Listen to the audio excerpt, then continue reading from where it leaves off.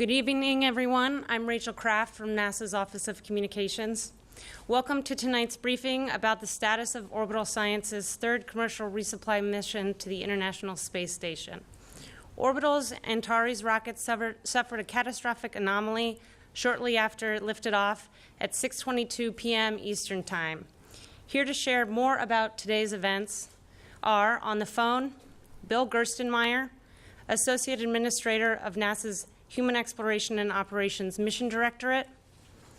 Joining us here, Frank Culbertson, Executive Vice President and General Manager of Advanced Programs Group at Orbital Sciences. Bill Wrobel, Director of NASA's Wallops Flight Facility.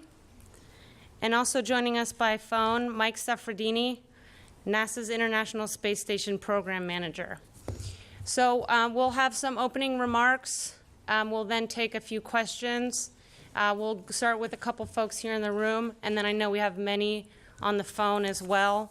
For those dialed in, when it's your turn to ask a question, please limit it to one and press *1 on your phone to ask a question. And we'll go ahead and start with Bill Gerstenmaier. Thank you, Rachel. Again, I would just reiterate that launch is a really tough business. And when we look at all these events that occur flawlessly and go well, we need to recognize just how difficult and demanding this business really is. And tonight's events really show the difficulty that it takes for us to do this task of delivering cargo to the space station. Orbital will lead the investigation along with the FAA, and NASA will be a participant in the investigation. I think we're disappointed in this activity, but we have confidence in Orbital to understand the problem and to get back flying when they're ready to go fly. In terms of space station, we're in good shape from a consumables supply standpoint on space station. There was no cargo that's absolutely critical to us that was lost on this flight. The crew is in no danger, and Mike will give some more details about the other flights that are coming up and other activities that are occurring. But again, no problem with station. We're in good shape from a consumable standpoint.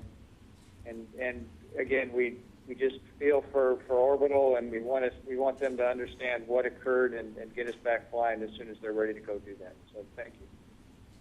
Okay, Frank. Thank you very much, Rachel, and thank you, Bill. This is a tough evening to be talking about our mission, but it's important that we share with you what's going on. On behalf of Dave Thompson and the entire Orbital team, we do want to express our disappointment that we were not able to fulfill our obligation to the International Space Station program and to deliver this load of cargo, especially to the researchers who had science on board and the people that were counting on the various hardware and components that were going to the station. It's a tough time to lose a launch vehicle like this and its payload. It's not as tragic as losing a life associated with it, and so we're very happy to report that there were no injuries, and the safeguards both in flight and on the ground worked as they should have, and all we lost was hardware. That hardware, however, is very important and very high value to the company and to our customers. Our team worked very hard to prepare it. We conducted a lot of testing and analysis to get ready for this mission. However, something went wrong, and we will find out what that is. We will determine the root cause, and we will correct that, and we will come back and fly here at Wallops again, hopefully in the very near future. But we will do all the things that are necessary to make sure it is as safe as we can make it, and that we do solve the immediate problem of this particular mission. The investigation will include evaluating the debris that we will find around the launch pad and everything associated with it. With that, I do want to caution the public, and Bill will speak a little bit more about that. This is an accident site, and it is a rocket, and it had a lot of hazardous equipment or hazardous materials on board that people should not be looking for or wanting to collect souvenirs over. If you find anything that washes ashore in the local area or came down on your farm or in your yard, please make sure that you call the number that Bill will give you or contact the local authorities, and definitely do not touch it and keep people away from it. We'll also be evaluating the telemetry.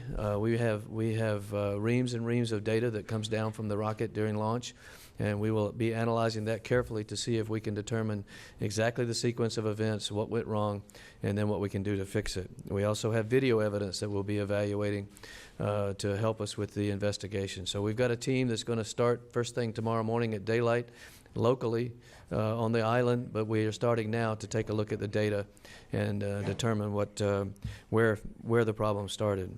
We've got a very professional team working that, led by our Accident Investigation Board and its chairman, and they have already begun their work.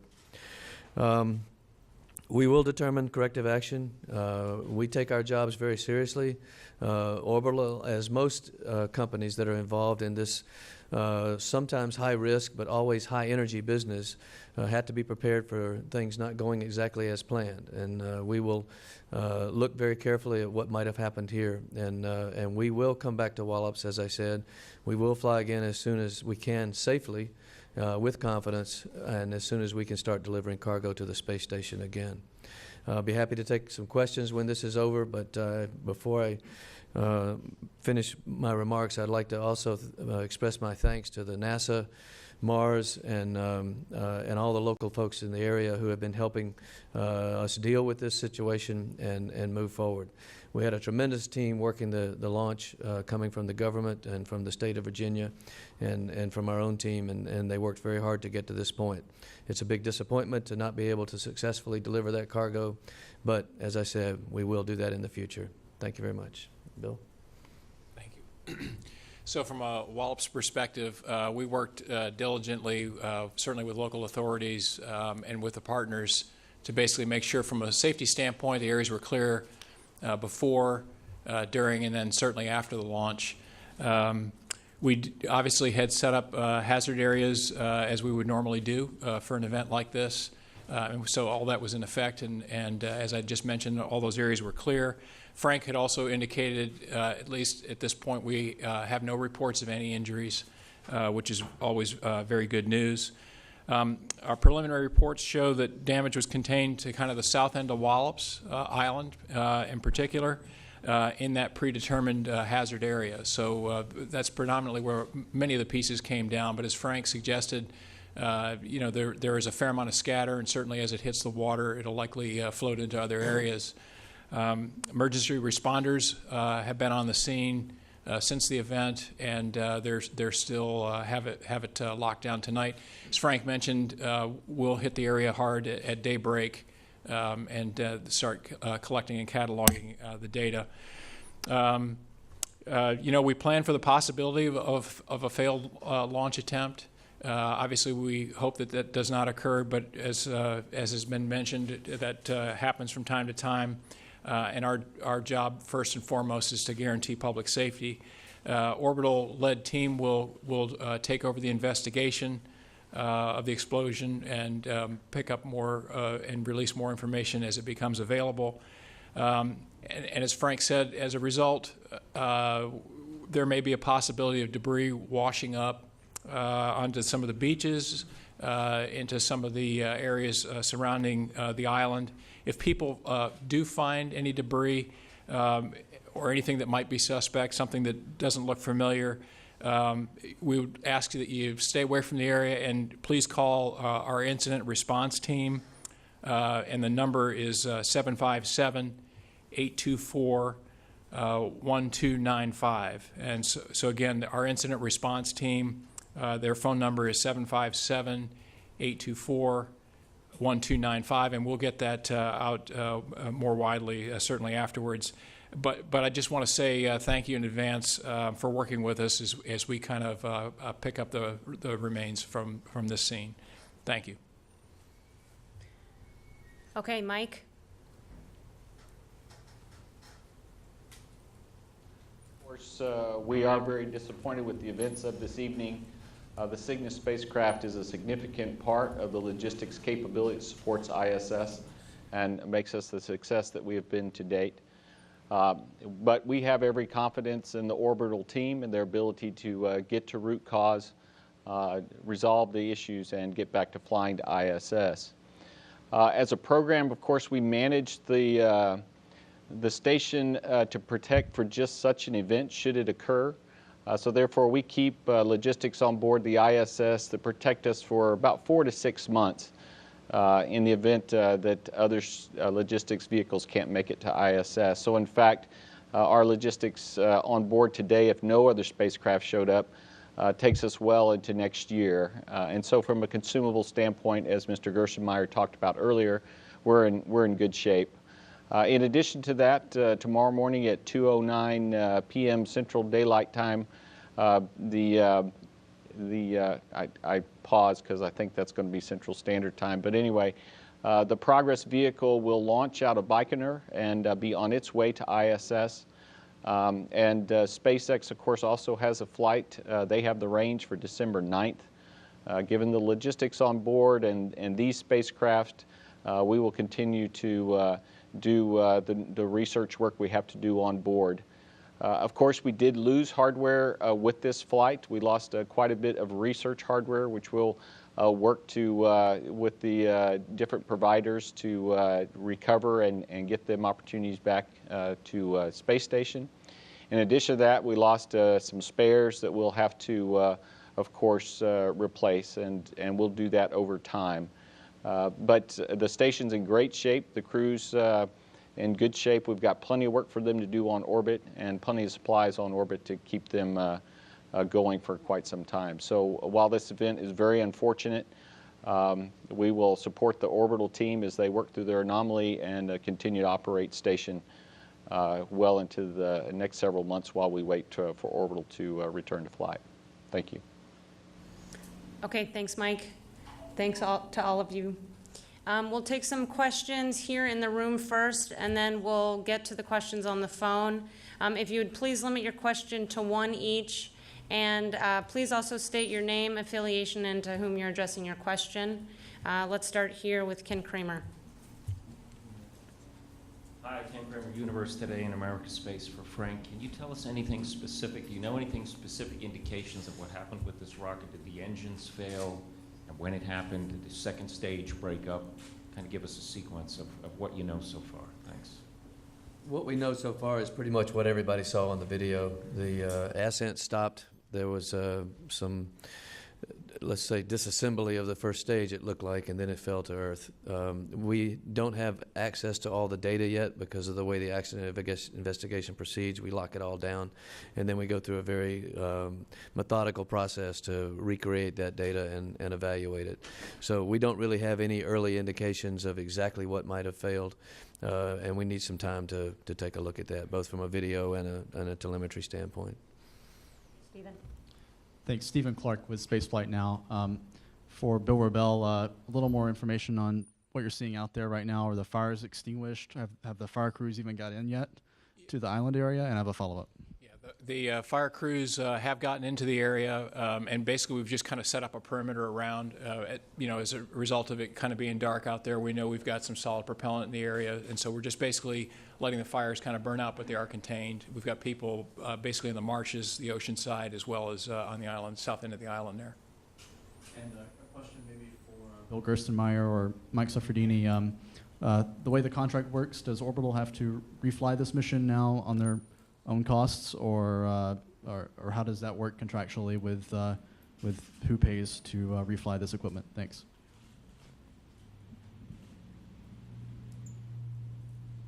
So I'll answer that question. The contract is set up so that we have a compensation in the case that we don't make it all the way to orbit, and we'll work with Orbital to get the hardware that didn't make it to this flight onto ISS at some time in the future. But the contract does allow for these sorts of events, and it does provide for an ability to eventually get the hardware to orbit. Okay, we'll do one more here in the room, and then we'll go to the phones. Robert Perlman with CollectSpace.com for Frank. Just to clarify, was there a range safety call on this? Did the flight termination system activate? And at what point did you see it, or did the team see in the room the first indication that there was something wrong? It began to go wrong around 10 to 12 seconds, I believe. I don't have the exact time. I do know that range safety initiated the flight termination system around 20 seconds, maybe a little bit before. So most of this happened in the first 20 seconds of flight, and it was fairly quick. Okay, we'll take some questions on the phone now. As a reminder to those of you on the phone, please press star 1. And we'll start with Jeff Rubio from NPR. Oh, hi there. Jeff Brumfield from NPR News. I guess I was wondering, can you describe anything about the science that was lost? I mean, are these things that can't be replaced? And also, has the Wallops facility been completely destroyed by this accident? What was the second? Couldn't quite hear the second question. Was the Wallops facility, the launch pad, completely destroyed by the accident? It sure looked powerful. Yeah, I think at this point it's too early to comment on how bad the damage is to the pad. We know there was some, but we also know that some of the systems still remain intact as we're seeing some of the pressures still reading down there in the pad area. So we don't know the extent of the damages yet until we can get in there tomorrow. But we know that certainly there was some. We just don't know the extent. Okay. Did you want to add? Did you want to ask Seth the... Sure. So, Mike, there was also a question about the science. Can you offer a few more details about the science on board?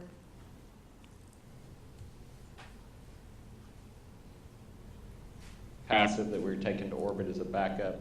But all of these things can be replaced and will be over time. Next on the phone, I believe we have the Associated Press. Yes, this is Seth Bornstein at the AP. Thank you for doing this. I guess for Frank, I know it's very early for...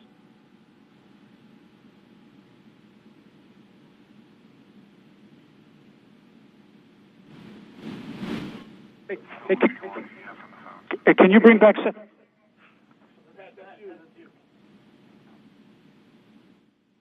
Room.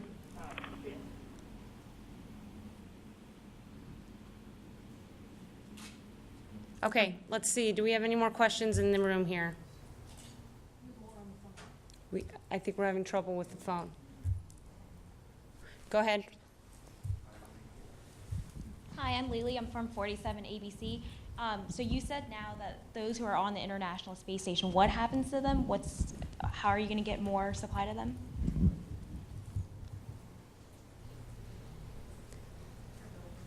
Let's see, Rachel, I guess I should handle that one.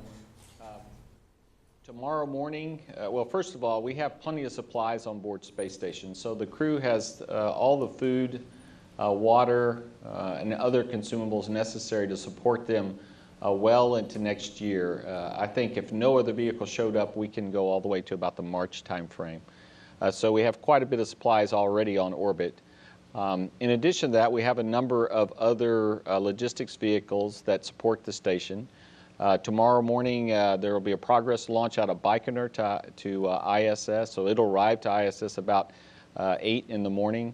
And then about a little over a month later, the SpaceX vehicle has its next flight to ISS. They're currently on the range for the 9th of December. We'll probably rearrange its manifest a little bit to make up for some of the items that perhaps we want to exchange for items that were lost today. But I don't expect that to be dramatic just based on the manifest that was already planned for that.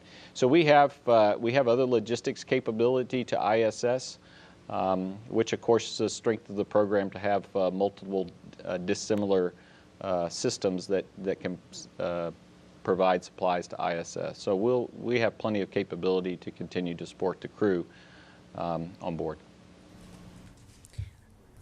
Okay, next on the phone we have Irene Klotz from Reuters. Hi, thanks very much. I have two questions for Frank. The first is I missed what you were saying about whether range safety actually triggered the breaking apart of the rocket, or did it start to break apart and then the signal was given? And also, can you just maybe give us a little update on the H826 engine mishap in May, and if that's any at all possibly related to this? Thanks. Irene, the sequence of events was that we observed the failure both in telemetry and visually. Shortly after that, my understanding is that the range safety officer sent the destruct command, but I don't know the exact timing, but I do believe they sent it before it hit the ground. And as far as the AJ-26, we need to go through this investigation and be very thorough before we determine whether that's a factor in this or not, and if it is, whether there's any relationship to any of our other experiences with the engine. Okay, next on the phone we have Frank Mooring from Aviation Week. Thank you. Frank Culbertson, could you please tell me if you have any reports of damage to the vehicle processing facility and also the status of the vehicle, or I think more than one vehicle that's inside being processed? Thank you. Frank, all the damage seemed to be confined to the pad area, but we don't know the extent of that yet. The folks from Mars and NASA will be, along with us, will be out there tomorrow morning to take a look at that. Right now, it appears that most of the tankage, as Bill mentioned, is still holding pressure, and that's some of the critical components. As far as we know, there was no impact to any of the other processing facilities, either on the island or in the vicinity. And Bill, I don't know if you want to say anything further about that. Yeah, no, I hadn't heard anything, and I think right now we've just kind of locked down the area until we can get some of the debris fields marked out, and then we'll go in the morning. Yeah. The horizontal integration facility is actually outside the danger area that we close off for the launch itself, so it's unlikely that it was exposed to anything. Okay, next on the phone we have KHOU-TV. Can you just describe for me what comes next? What are the next steps as far as investigation goes and trying to determine when that facility might be able to be used again? I'll do what I can. We at Orbital are in charge of the investigation, but we are being supported very well by NASA, Mars, and the FAA. And they've offered every assistance to us as we go forward with this investigation. It's kind of a three-pronged initial approach. One is to get out to the accident site, to the launch pad, and tag, locate, and eventually investigate as much of the hardware and debris that we can recover to see if it has any linkage at all to the cause of the accident, and also to learn from it. We also need to evaluate all the telemetry, and we had many channels of telemetry coming down from the vehicle, both internally and externally, being tracked, et cetera. And so we have to evaluate all of that, and that will take some post-processing, and some very sophisticated evaluation of what we learned from that. In addition, we have dozens of cameras that were trained on the vehicle and the range as we lift it off, and they're all going to have to be evaluated also to see if we can learn anything from what we see in the video. It's a little more challenging at night, but we have some very good cameras. NASA has some excellent cameras, and over time we will do the analysis necessary to see what we can learn from that. Okay, next on the phone we have Fox News Radio. Good evening, Evan Brown, Fox News Radio. Thank you for doing this. I'm curious, we've heard from NASA that their timelines for getting logistics to the station are workable, but what about for Orbital? What happens now with regard to delaying your activities? Does this delay any future flights that you have, and what are your backup plans if in case the pad is significantly damaged and unusable? Well, right now, this is the only pad that's certified for launching the Antares rocket, so repairing it will be one of our high priorities. We'll work very closely with the state of Virginia and with NASA to make sure that is done as quickly and safely as possible. As far as next steps for the Antares, we will not fly until we understand the root cause and the corrective action necessary to ensure this doesn't happen again. And it's way too early to tell how long that might take. We will go through the proper processes. We'll do it professionally and thoroughly, and we'll make sure that we have experts from our customers and others to consult with as we go forward. But I can assure you we will find out what went wrong, and we'll correct it, and we will fly again. Okay, next I think we have Seth Bornstein from the Associated Press back with us. Thank you. Can you hear me now? You sound good, Seth. Okay, good. Frank, I'm a little confused here about the timeline, and I know it's so recent. I thought you said 6 seconds afterwards the explosion happened, and then you talked about 12 to 20 seconds afterwards. And did the explosion, in other words, and the other part of this is how much of the explosion was in the rocket, and then how much of this was by the range safety officer? I mean, in other words, did we see was it mostly the interior explosion and then finished off by the range safety officer? What time did the anomaly start, and at what time did the range safety officer push the destruct button? And finally, for Gerst, how confident are you in terms of the rocket engines out there for uncrewed rockets? There seems to be an issue that's surfacing every now and then about rocket engine availability and sometimes reliability. Sid, that was a fairly complex question, and I know you would like to have all of those specific answers, such as timing and what percentage of the damage was caused by what. I also would like to have those answers. Unfortunately, I have not been able to review the video with a stopwatch to give you the exact timing, and we will certainly get to that ASAP, and we'll report that as quickly as we can. And in terms of what part of the rocket was responding to the failure that occurred and what part was responding to the range safety officer's actions, we'll determine that too and get that out to you. I should say that we will be giving periodic updates as we go through the investigation, as we learn new information, and as we validate it and make sure that we're putting out accurate information.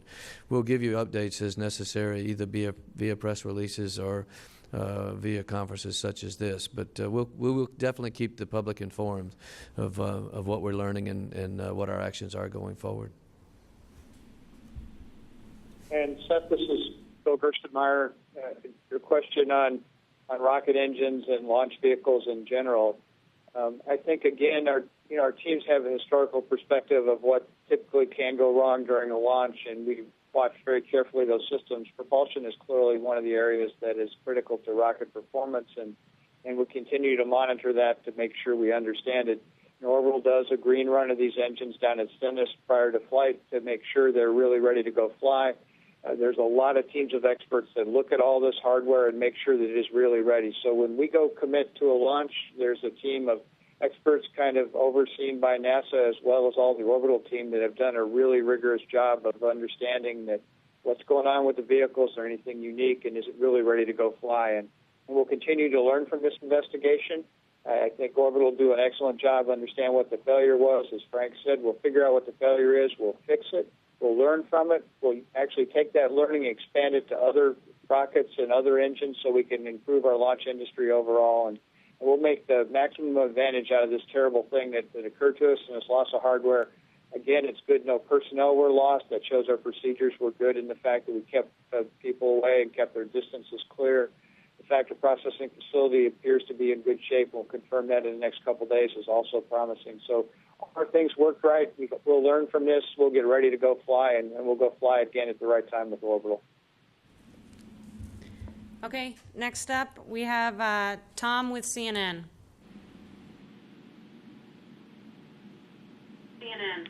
Thank you. My question was answered. You can move on. Thank you.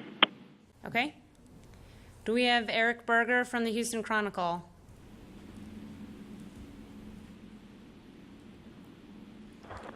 Okay. Alan Boyle with an MSNBC. Please, for Suffredini, one, whether there was any reaction from the space station crew about what happened, and two, whether there is anything that would have to be shifted around on the manifest for the SpaceX cargo flight, because you need to get something up sooner rather than later, for example.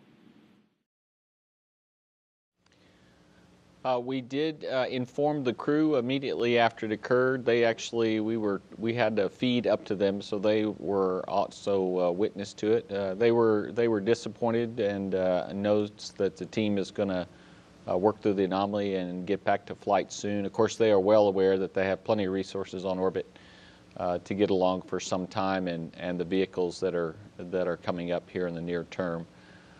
So I'm certain they were disappointed, but as true professionals, they continued on with their task at hand. And your next question was? Sorry, I've forgotten.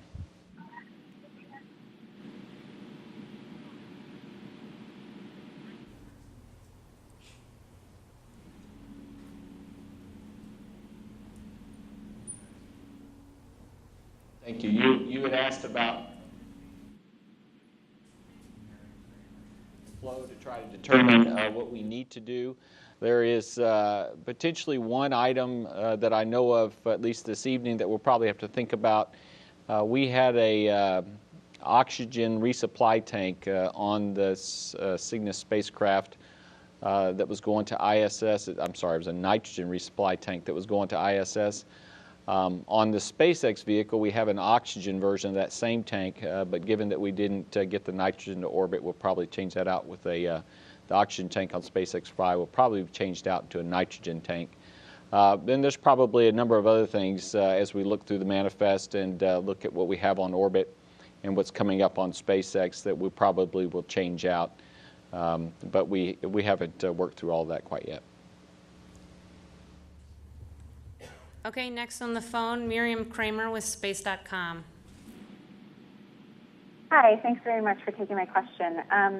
So I am wondering, is there, I guess I want to ask about the kind of best case scenario. So is there a failure that might be easier to recover from than another? Well, the answer to that is yes. There are failures that would be easier to fix than others. We really don't know what it is yet, and that's going to take some time. Okay, next we have Jeff Faust. Hi, question for Frank Culbertson. Was the launch and the Cygnus spacecraft insured, or the cargo as well, for that matter? Orbital does carry some insurance on launches. The amount varies depending on a variety of factors, but yes, there was some insurance on there. Okay, next we have Eric Berger from the Houston Chronicle. Hi, I'm sorry. I'm sorry you couldn't hear me before. This question is for Gerst. I know there are no obvious shared dependencies between the Antares and your commercial crew vehicle. But with regard to commercial crew, are you concerned about how congressional critics will perceive this launch?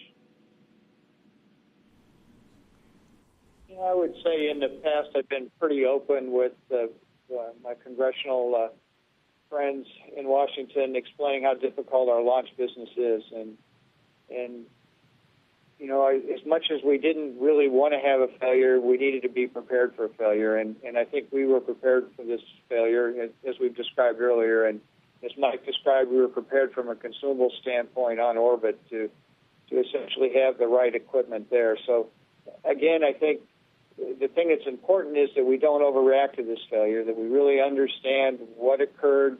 We let the orbital team run the investigation. We understand what happened. We fix it.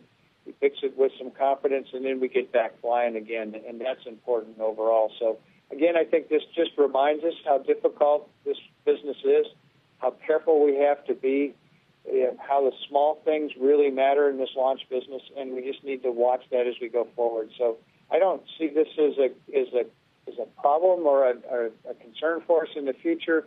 It's just more awareness of what we're trying to go do, and it's not easy. And to don't let the teams get overconfident as we move forward. Don't think this is easy, and we'll make sure we do the right things as we move forward. So, again, I think we'll learn from this, and I think this will be valuable for us as we move forward. And it will also help us in our understanding of crew and crew transportation. We'll learn from this event. We'll take the lessons we learned here in cargo, where we can afford to have some problems with cargo and still be prepared. And when we get to crew, we'll take this lessons learned to heart, and we'll improve our capabilities to launch crew. Okay, next on the phone we have James Dean with Florida Today. Hi, thank you. Frank, just understanding how early things are and not knowing the pad's condition, I just wondered if, based on your experience, you could give us kind of what you think is like a minimum period of time that you'll be grounded? Would that be, presumably something like 6 months or maybe longer, or just a ballpark guess based on your experience and not knowing all the details yet? Well, based on my experience, it's too early to make any kind of a guess like that. And every time we've made estimates like that, we're almost always wrong in one direction or another. So we need a few weeks, I think, to evaluate the failure that occurred, start making some plans on how we would correct it and how long that might take. The folks that operate the pad need some time to evaluate that and see what kind of damage has been done to the pad and get through their process of engineering and analysis to figure out what we need to do to bring it back to full operation. So that's going to take a few weeks in and of itself, my guess. Okay, next, Emily from Channel 47. Hi, everybody. Thank you so much for taking my question. My question is, in terms of the fuel, I mean, obviously this rocket carried a lot of fuel. In terms of the debris, you're very clear about what was going to happen in terms of cleanup and what people should do if they happen upon some debris. But what's going to happen in terms of cleanup of fuel in the area? And does it have an impact on the environment or just residents in the area? And is there a remediation plan in place? The first stage of the rocket was fueled by liquid oxygen and kerosene. I would guess that most of the kerosene burned, given what we saw on TV. The liquid oxygen will eventually dissipate and into the atmosphere. Some of the fuel was solid rocket fuel on the second stage, and we have to handle that very carefully. We don't know yet what the condition of the second stage motor might be, so that's part of the investigation and part of the very careful entry into that area that we have to execute tomorrow morning to see where the solid rocket might be. In addition, the spacecraft itself had hypergolic fuel, which consists of hydrazine, nitrogen tetroxide, and we have to make sure that in fact is handled properly and, if necessary, make sure that it's dealt with. So that's one reason we highly encourage people not to try to enter this area or get close to it, either from the water or the land, and certainly don't go souvenir hunting along the beach. Okay, next we have Colin Campbell from the Baltimore Sun. Hi. My question was just basically whether there's an estimate for how much, in terms of cost, was lost on this rocket overall. Well, the full cost of the rocket and the spacecraft itself is over $200 million. We don't know the full cost of this particular impact and the effect on the ground systems yet, so it'll take some time to evaluate that. Okay, we'll take a couple more here in the room, and then we'll conclude. Let's go here in the front. Hi, Doug Money, TMCnet. This is to Bill Wrobel. How large is the danger zone or keep out zone from pad 0A? Number one, and number two, I assume that currently that part of the island is basically under isolation until tomorrow morning. No firefighters have been out there or anything like that. You're just letting everything burn. Yeah, you're correct on that. Is that right now we've just got people that are basically securing the perimeter basically on the land side, and then also on the marsh side and on the water side. The initial area that we set up is an 8,500 foot perimeter. However, that changes drastically as we go downrange during flight. I don't know if you've ever seen any of the contours, but at some point we've got some 1,400 square miles of area that we're have people stay out of. So it changes, and this was fairly early in the flight, so it's bigger than the 8,500 feet, but it's certainly not the 1,400 square miles. Okay, and we'll take a final question here in the room. Let's go in the back. My name is Rebecca Moore. I'm with NASA Social. First, I'd like to say thank you from all of us, especially who are here, to your remarkable team who kept those of us in the vicinity safe. We are truly grateful for that. However, my question is, I'm getting messages coming in from Twitter, and many people are wanting to know why it is that Orbital decided to go with an engine design that was perhaps a little bit older. I know that you don't know the reason exactly right now as to what the failures were, but they are asking a lot of questions as to what led up to that decision for that kind of engine design. You're right. We don't know whether the engine was involved in this or not, and that's something we'll try to determine as quickly as possible. The history of this engine has been well documented in both our proposals to NASA for carrying cargo, as well as in the general media.